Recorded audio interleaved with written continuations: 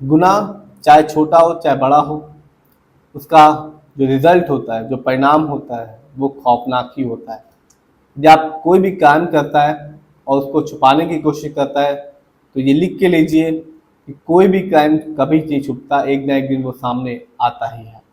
ऐसा ही एक मामला यूपी के सहारनपुर से बताया जा रहा है, जहां पर एक 30 वर्षीय महिला जिसका नाम उमा बताया जा रहा है, उसकी सर कटी लाश कुछ दिन पहले पुलिस को बरामद हुई थी।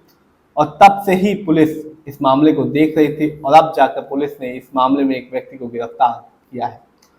पुलिस ने बताया कि जो हत्या की गई वो दूसरी निकाह करने की वजह से की गई।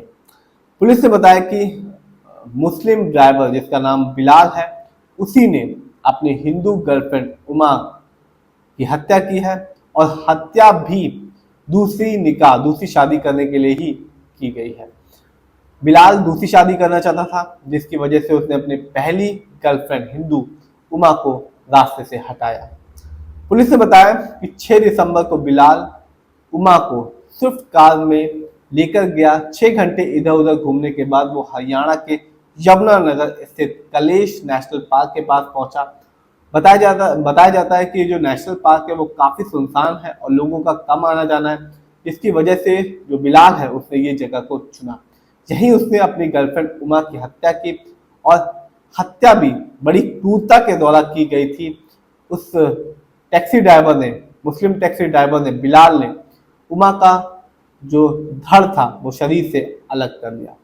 अब इस मामले में जो पुलिस है उसने टैक्सी ड्राइवर बिलाल को गिरफ्तार कर लिया है और अब उससे पूछताछ भी की जा रही है। साथ ही साथ उसकी निशानदेही पे जो महिला का सर है, उमा का जो सर है, उसको भी प्राप्त कर लिया है।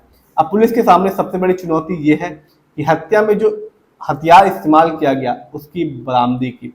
पुलिस सर्च कर रही है, खोजबीन कर रही है और ऐसा लगता है कि पुलिस ने बताया भी है कि जल्दी ही उस हथियार को भी प्राप्त कर लिया जाएगा।